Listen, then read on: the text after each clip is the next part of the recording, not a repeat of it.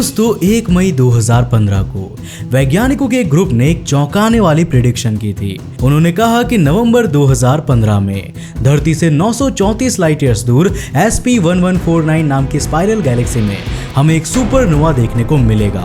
अब भाई यहाँ लोगों को जिंदगी में एक बार सुपरनोवा देखने को नसीब नहीं होते और ये वैज्ञानिक फ्यूचर में होने वाले एक सुपरनोवा को प्रेडिक्ट कर रहे थे, वो भी इतनी ज्यादा एक्यूरेसी के साथ। हमारे सूरज के मास से 8 गुना ज्यादा मास वाले स्टार्स के लिए सुपरनोवा उनकी मौत का एक इवेंट होता है।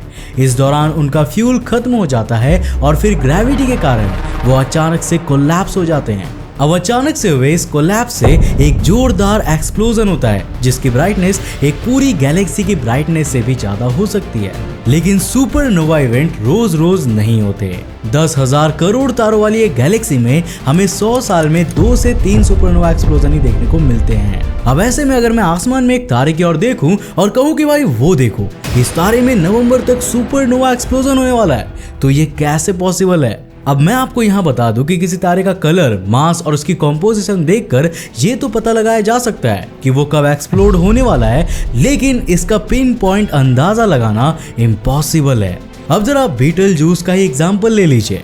ऐसा कहा जा रहा है कि इसमें सुपरनोवा एक्सप्लोजन होने वाला है, लेकिन कब? कल, परसों, या फिर 1 साल बाद, या फिर 1 लाख साल बाद, ये कोई नहीं जानता। अब किसी स्टार के लिए 1 साल का टाइम कुछ भी नहीं होता, लेकिन हमारे लिए ये बहुत बहुत बहुत बहुत ही ज्यादा होता है। और बस यही कारण है कि सुपरनोवा का प्रेडिक्शन इतनी एक्यूरेसी के साथ करना इम्पॉसिबल लगता है। लेकिन ये वैज्ञानिक तो इतने कॉन्फिडेंट थे कि इन्होंने हबल स्पेस टेलीस्कोप से SP1149 गैलेक्सी की फोटोज लेने का समय मांगा था। और दिलचस्प बात तो ये थी कि उन्हें ये परमिशन दे भी दी गई। 30 अक्टूबर 2015 से उन्हें हर महीने SP1149 की तरफ हबल स्पेस टेलीस्कोप को घुमाकर एक फोटो लेने की परमिशन दे दी गई। अब 30 अक्टूबर 2015 की इमेज में तो हमें कोई सुपरनोवा देखने को नहीं मिलता है, और अगली इमेज 14 नवंबर 2015 को खींची गई और इसमें भी कोई सुपरनोवा एक्सप्लोजन नहीं था। लेकिन 11 दिसंबर 2015 को खींची गई इमेज में हमें सुपरनोवा देखने को मिलता है। ये ठीक वही था जहां उन वैज्ञानिकों ने प्रिडिक्ट किया था, और ये नवंबर से सिर्फ 11 दिनों के अंतर से ही देखने को मिल गया था, जो अपने आप में बहुत बड़ी बात है। लेकिन यार सवाल ये उठता है कि आखिर ये कैसे पॉसिबल है, और कोई सुपरनोवा एक्सप्लोजन का 1 महीने का एस्टिमेट भी कैसे लगा सकता है? इसका कारण ये था कि वो इस सुपरनोवा को पहले ही देख चुके थे, और वो भी 1 नहीं बल्कि 4 बार। जी हाँ दोस्तों, बिल्कुल सही सुना आपने। इस इवेंट के 1 साल पहले 20 नवंबर 2014 को हबल ने ये इमेज कैप्चर की थी। यहाँ आपको ये 4 ब्राइट डॉट्स दिख रहे होंगे। असल में ये उसी सुपरनोवा की 4 अलग अलग इमेजेस हैं। इनके पीछे का कारण है ग्रेविटेशनल लेंसिंग। ग्रेविटेशनल लेंसिंग के कारण दूर यूनिवर्स की गैलेक्सीज हमें मैग्नीफाइड लगती है और उनका शेप काफी अजीब लगने लगता है। अगर दूर कोई गैलेक्सी में बैठे एलियंस हमारे मिल्की वे को देख रहे होंगे तो शायद वो भी ग्रेविटेशनल लेंसिंग के कारण मिल्की वे के अजीब शेप को देख रहे होंगे। अब इस ग्रेविटेशनल लेंसिंग के लिए मेनली 3 चीजों की जरूरत होती है। पहला सोर्स, दूसरा लेंस और तीसरा है टेलीस्कोप।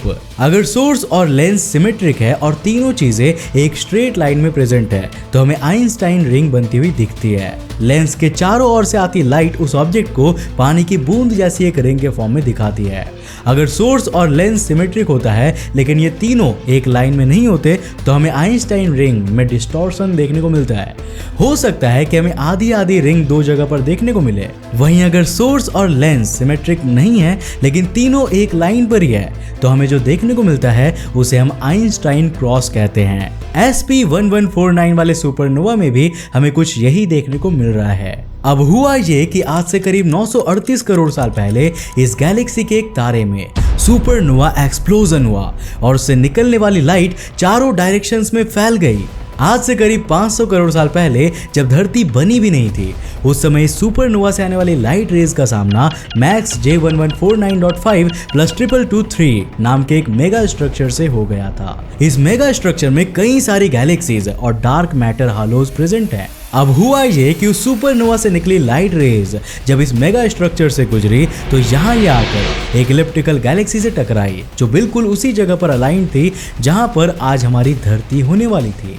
उससे टकराने के बाद लाइट डाइवर्ज होने लगी, लेकिन ग्रेविटेशनल डिफ्लेक्शन के कारण ये कन्वर्ज होकर धरती के साइड पे वापस आ गई। और यही कारण है कि हमें ये सुपरनोवा 4 अलग अलग जगहों पे दिखा, और सिर्फ 4 अलग अलग जगहों पर ही नहीं बल्कि अलग अलग समय पर भी दिखा। पहली बार इस सुपरनोवा के इमेज दिखने के बाद ये 5 दिन से लेकर 21 दिन के अंतर में दिखाई देती रही। अब इस अंतर को समझने के कारण ही वो वैज्ञानिक ये प्रेडिक्ट कर पाए कि आने वाले समय में हमें ये फिर से जरूर दिखेगा। जब उस इलिप्टिकल गैलेक्सी ने लेंस का रूप लेकर लाइट रेज को धरती की ओर कन्वर्ज किया था, तो वो रेज अलग अलग कर्व बनाती हुई निकली थी और इन सभी को पृथ्वी तक पहुंचने में अलग अलग समय लगा। लेकिन अगर आप चाहते हैं कि यूनिवर्स की नॉलेज आप तक लीस्ट पॉसिबल टाइम में पहुंच जाए, तो आपको बुक्स को पढ़ने की जगह सुनने की आदत डालनी होगी, और कुकू एफएम इसके लिए इंडिया का बेस्ट प्लेटफॉर्म है। दोस्तों, मैं आपको रिकमेंड करूंगा कि आप स्टीफन हॉकिंग की book the theory of everything की ऑडियो बुक समरी को कुकू एफएम पर जरूर सुनना, जहां आपको यूनिवर्स की शुरुआत से लेकर अंत तक की सारी नॉलेज मिलती है। यहाँ आपको love, horror, comedy, motivation, self help जैसे कई जॉनरास की 10,000 से भी ज्यादा ऑडियो बुक्स की लाइब्रेरी मिल जाती है, जिनको सुनकर आपके मुंह से सिर्फ एक ही चीज निकलेगी। दोस्तों, कुकू एफएम इंडिया का लीडिंग ऑडियो बुक प्लेटफॉर्म है with over 4.5+ rating in play store. अगर आप डिस्क्रिप्शन में दी हुई कुकू एफएम ऐप को डाउनलोड करते हो और हमारे प्रोमो कोड ATV को यूज करते हो, तो आपको इसके ईयरली सब्सक्रिप्शन 50% डिस्काउंट पर मिल जाएगा, यानी 399 नहीं बल्कि 199 रुपए। तो जल्दी कीजिए, क्योंकि यह ऑफर सिर्फ शुरुआती 250 सब्सक्राइबर्स के लिए ही वैलिड है। अब इससे पहले कि आप कुकू एफएम पर ऑडियो बुक सुनने निकल जाए, हमें जान लेना चाहिए कि आखिर उन साइंटिस्ट ने ये टाइम डिले कैसे कैलकुलेट किया था। दरअसल इस लाइट को ट्रैवल करने में लगा एक्स्ट्रा समय नहीं था, बल्कि ग्रेविटेशनल टाइम डिले था। साल 1964 में अमेरिकन एस्ट्रोफिजिसिस्ट इरविन शापिरो ने इस ग्रेविटेशनल टाइम डिले को कैलकुलेट करने का एक तरीका निकाला। उन्होंने 2 अलग अलग कंडीशंस में वीनस पर रेडियो सिग्नल्स भेजे। एक बार जब धरती और वीनस सूरज की सेम साइड पर थे, और एक बार जब दोनों अलग अलग साइड्स पर थे। इस दौरान उन्हें 200 माइक्रो सेकेंड्स का डिले देखने को मिला, जो कि सूरज के ग्रेविटेशनल इन्फ्लुएंस के कारण ही हो रहा था। आज अगर हमें वॉयेजर या पायोनियर स्पेसक्राफ्ट तक पहुंचने या वहां से आने वाले सिग्नल्स को कैलकुलेट करना है, तो शापिरो टाइम डिले का कॉन्सेप्ट हमें हमेशा अप्लाई करना होता है। इस सुपरनोवा की हर एक इमेज में आपको एक गैलेक्सी भी हर बार दिखाई दे रही होगी।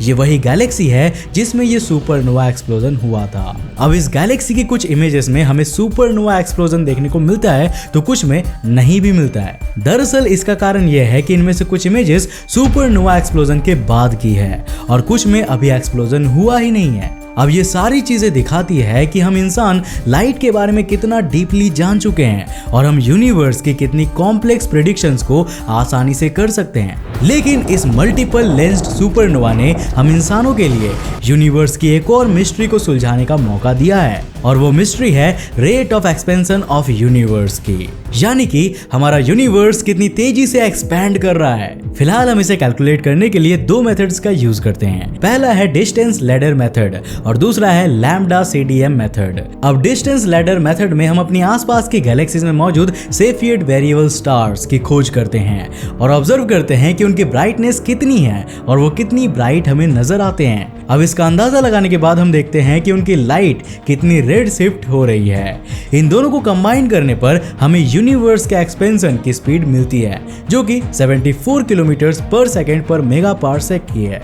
अब आपको बता दूं कि 1 मेगा पार्सेक में 3.26 × 10⁶ लाइट ईयर्स होता है। मतलब अगर 2 गैलेक्सीज के बीच में 1 मेगा पार्सेक की डिस्टेंस है, तो वो हर एक सेकंड में एक दूसरे से 74 किलोमीटर दूर जा रही है। दूसरे मेथड में हम अर्ली यूनिवर्स के एक इमेज को एज्यूम करके उसके साथ आज के यूनिवर्स में हुए चेंजेस को कंपेयर करते हैं, और इस तरह हमें यूनिवर्स के एक्सपेंशन को समझने में मदद मिलती है। अब इस मेथड से जो वैल्यू निकलती है वो है 67 किलोमीटर पर सेकेंड पर मेगा पार्सेक की। इन दोनों वैल्यूज में काफी अंतर देखने को मिल रहा है, और यह अंतर यूनिवर्स की हमारी अंडरस्टैंडिंग को काफी हद तक प्रभावित करता है। और बस यही कारण है कि हम यूनिवर्स के एक्सपेंशन को समझने के लिए एक नए मेथड की तलाश में हैं। और ऐसा ही एक मेथड है मल्टी लेंस्ड सुपरनोवा को ऑब्जर्व करना, जो कि हमने इस कंडीशन में किया। साल 1966 में सुजुर रेफदाल नाम के एक एस्ट्रोफिजिसिस्ट ने मल्टी लेंस्ड सुपरनोवा की मदद से यूनिवर्स के एक्सपेंशन को समझने का एक मेथड दिया था, जिसे हम रेफदाल मेथड कहते हैं। इसमें ग्रेविटेशनल टाइम डिले की मदद से यूनिवर्स का एक्सपेंशन मेजर किया जाता है और इस मेथड से निकाली गई वैल्यू थी 64 किलोमीटर पर सेकंड पर मेगापार्सेक की। अब भाई वैल्यू तो ये भी अभी तक कंफर्म नहीं है, लेकिन ये हम इंसानों की एडवांस्ड होती साइंटिफिक नॉलेज को दिखाने के लिए काफी है। आने वाले समय में हम डेफिनेटली और भी ऐसे मल्टी लेंस्ड सुपरनोवा की खोज करेंगे और इस पहेली को सुलझा लेंगे। वैसे आप इसके बारे में क्या सोचते हैं, हमें नीचे कमेंट करके जरूर बताना। अब मुझे उम्मीद है दोस्तों कि आज की इस वीडियो से आपने काफी कुछ नया सीखा होगा। अगर सीखा तो इस वीडियो को लाइक जरूर ठोकना, क्योंकि यार लाइक में कोई पैसे नहीं लगते, फ्री है यार, कंजूस मत हो, लाइक करो। अब अगर आप नए हो इस चैनल पर और इंटरेस्टिंग वीडियोस को देखना चाहते हो तो इस चैनल को सब्सक्राइब करने के साथ साथ नोटिफिकेशन बेल को ऑन कर देना, ताकि आप देख सको हमारे वीडियोस सबसे पहले।